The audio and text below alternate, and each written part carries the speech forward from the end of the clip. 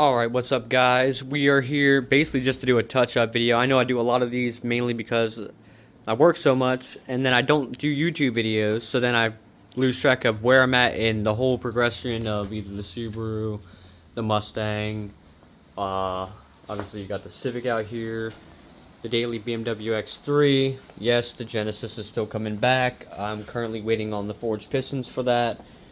Don't mind the garage. I've been kind of leaving this thing in like a disarray for a hot minute, but I'm gonna touch base on this. There was a guy that was asking me about the Brembo swap on the SVX. I'm gonna post all these part numbers along with the pads and then obviously the rotors, all that good stuff in that video. And I still have to put up I want to say it's the rear or the front brakes that install whole procedure set up for it. I'll get to that. The Mustang, we're still waiting to drop these off for powder. It's going to be basically like a nice, you know what, I'll let you guys think about what it's going to be, the color scheme on it. Basically right now they're just, you got like the gunmetal silvers and then it was a brushed aluminum lip. Obviously these things are crusty dusty. All that's going to be redone, and then obviously the new tires or the new wheel setup, and then we got to go back over this thing, redo the tint on it, and all that good stuff. But let's jump to the next one. As we get over to the Subaru, obviously the Brembo swap is already done, which is looking pretty sweet. With the whole wheel and tire setup we got going on here with the coilovers. We got the Gecko coilovers for anybody wondering. I'm not sure if you can see it up in there. Gecko coilovers with the Brembos, BBSs from the 15 Plus SDI, and then we're running some Falcons. And if you guys want to know the tire specs, there you go. 225 40 18s. Just to let you know that when you do run these, at least on these wheels, look at that, I already got a chip out of it. When you are running these wheels, you do the Brembo swap on it, you are going to have to run, they're like little 3mm spacers. I'll post them in the Brembo swap video for this car for both fronts and rears. The rears aren't too much of a clearance issue. Like you can see, I can get my hand back there pretty good. But the bigger issue is going to be the fronts. Even with the 3mm spacer, I even hit the Brembo first coming in. I can't even get my finger in there, and that's even with running. I had to add a 3mm spacer on that, so watch out for that. I'll add it into the video for the front Brembo install. Obviously it was leaking a little bit. I had to tighten down the bleeder valve, and then obviously these are going to get recoated anyways, so I'm not too worried about it. But let's jump into what was all done to it when it was down. I'm going to try to do this as quick as possible because it is windy. Like I always say in my videos, it's always windy out here. Alright, so we went through, cleaned up the wiring on it for grounds and positive wires, as you can tell. I'll do a separate video actually talking about the whole process on the ground wires, positive wire, along with the alternator power wire, and then redoing the connector for the alternator along with new connector, running the pair and lightweight crank pulley. This is off a 04 to 07 WRX SDI, which is just a Grimm speed hose. Bottom hose is still going to be OEM because the 04 to 07 hose kit did not work. I even had to cut this one down. And then of course our big old expensive part, the PWR aluminum rad. That thing was expensive, but fitment was awesome, and then it just works good. So far that's about it. I am talking to a guy about running a cold air intake for it, or an aftermarket intake. That's going to be a custom one-off part. Still in talks with him about it, but I still need to get this thing straight. Want to get the Mustang done. This thing runs and drives the way it is, and then obviously the Genesis is coming back hopefully in 2 months. I'm just waiting on the pistons yet. The pistons are roughly, he said they will be ready by about a week or so, so still waiting from that. That would be getting done from Travis over at MTM Motorsports. He's over in, I want to say, Las Vegas, Nevada, so shout out to Travis because he's hooking me up with all the forged parts for the Genesis, which obviously isn't here, but it will be here. Okay, so jumping into the Civic. Alright, so now that we're on to the Civic, I'll give you guys the quick update on this puppy. So, since I don't drive that often, I have been using it lately for like basically just daily driving to work. As you can see, it's like pretty dusty. Haven't really been taking care of this thing because it's been so damn cold. We've been having an ECU issue. This is still the normal P06 ECU since I'm a non-VTEC guy right now. I'm running the D15B non-VTEC motor. Yes, it is a Japan motor, but there's also like 3 different variants of it. There's a VTEC, like apparently there's a triple VTEC version of it. I don't know. All I know is this is the non-VTEC version. The ECU is starting to give me issues mainly when it's really, really cold, where you go to tumble the key forward and the fuel pump does not pressurize. Yes, main relay is good. That is normally a culprit for kind of fuel pump issues or ignition issues. But it is actually the ECU. I tested it one night. I took the ECU out, took it inside where it was warm the whole time, and then I came out in the morning and it started right up. Versus sometimes, occasionally, I'll come out and it just won't. I'll just have to wait. Apparently, the trick to do that is if the ECU starts dying, which is a capacitor failure, it hasn't failed 100% yet. It's just starting to fail. The quick cheat on that, which isn't really quick, but you basically turn the key to accessory power, leave it on for about a minute, minute and a half, and then start it, and it'll turn on. But that's going to be the issue with that. Like I said, I don't plan on keeping the D15B in it for long. I plan on running the GSR setup, which is the B18C, and then hitting it with boost.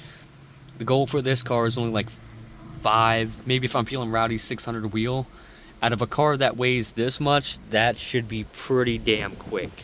We're gonna hop back in there because it's not so windy. Alright, welcome back into the garage. Like I said, excuse the mess. I haven't really been messing around out here too often. Besides the Mustang getting the new wheels done, new tires, obviously it needs a retint. We do have to redo the door skins because this is a common Mustang issue. I don't do Mustangs. That's not my thing. They are fun cars, but I just never really got into Mustangs. I'm just not a Mustang fanboy. But with this thing needs some love as well. Recently, it wasn't in an accident, but it was involved close enough to an accident that ironically enough, it was a Scat Pack Challenger trying to do a pole on a highway. The person that drives this car, aka the woman, she doesn't really do all that, and the road was still moist. Fun word to say. 1 second, let me put this hood prop up. Alright, so yes, the woman does not really do the racing thing. Every now and then she'll get on it, but she doesn't exactly just race for fun, especially against Scat Packs with the shipment guards on them. Fun fact, they are shipment guards. He tried to do a pole. I guess he got a little squirrely because he was on the left lane. She was on the right. Got a little squirrely. Spun around her and slammed into a guardrail. Did like a nice little 360 and threw some rocks. All against this side, since he was on this side now because he slammed into a guardrail. Insurance did cover the repaint, but these guys did like, I'm talking half-ass repaint. They only did the top, not the inside, and it was like a little over $6,000 worth of paint, which is literally only the front bumper, hood, fender, door, and then this whole right side. It didn't even do the roof. You can still see an old scratch. I mean, you could definitely tell the paint difference between like the kind of like oxidized, like faded out black versus like the fresh black with minus the smear marks. But yeah, that's got to get finished. And up here, since they did a respray, and I guess I didn't take the scoop off, you can see it's starting to flake off the edge. So I told her that's going back. After fixing the paint runs on the door, fender, and back quarter panel, which was a nightmare, they had to redo all that. So they're gonna have to pull I guess what we're gonna call it a stage 5 Karen. Pull a stage 5 Karen because it's kind of crap for $6,000, honestly. Besides the paint issue, going to go back in, give this thing a total refresh. It's at 96,000 miles, I want to say. Obviously, new pulleys, swap out the intake, run a tuner. Obviously, probably new ignition coils, plugs. It's almost at 100K, so it's going to get the whole rundown. We do still have the GT bracket, which that GT bracket might need to be resprayed because it's looking a little eh. This car pretty much just sits, so long-term goal for this would be sweet to slap a supercharger on it. These things apparently just in stock form can make like 500 wheel, 600 wheel, and just be happy. That's pretty cool for a car that you don't really get on. I mean, to take it out every once in a while and get on it, that'd be a hell of a change versus the BMW, which is only pushing, I think, like 178 wheel horsepower. I mean, it's all-wheel drive, but so is this thing. This thing's pushing about the same power. This thing's from 92. But this thing still needs some love as well. Obviously, we need some paint. That was from a car wash. It looks like Wolverine took his fun time across the back bumper. But yeah, just wanted to touch base with all you guys and see what's, just so you can see all the stuff that's going on. I'm working a lot lately. Once it starts getting warmer out, I can actually start doing videos and all that stuff. I still haven't uploaded the old videos from the Brembo swap or the wiring harness. It's just got a lot of stuff going on. But I am still here, and I am still reading comments. So, ironically enough, it seems like my older videos, like the scooter videos, which I have thought about getting another one of those, another Ice Bear, because it's not exactly your typical bike, per se. But they are fun little things. Like, I mean, even though they, like, max out at, like, 70, 80 miles an hour, they are fun little things. And they're cheap. That's the nice part. They're so cheap to mess with. It doesn't even really affect anything. And, like, even messing with them, like, the last one I had was, like, a 171, and it was all... That thing was pretty rowdy for a little scooter. That thing was still averaging, like, 40 miles per gallon, which it's only running, like, a little 1.5 gallon tank. So that thing was actually pretty fun. Just even daily drive, it's just too loud half the time, especially leaving at like 9 p.m. Now I'm on day shift for the time being, so that is awesome. Even though my neighbors are probably not going to like me starting that thing up at 5 a.m. to go to work, but at least, I mean, we got tons of stuff going on. They're probably not going to like me when I bring the Genesis here, because the Genesis is definitely loud, especially when she starts driving this, I start driving the Genesis. I'll probably put one of these away in the garage, stored away. Not this garage, there's another one. Stored away, probably, maybe the Civic, or probably this. This thing is fun, but it's not something you want to mess with too much.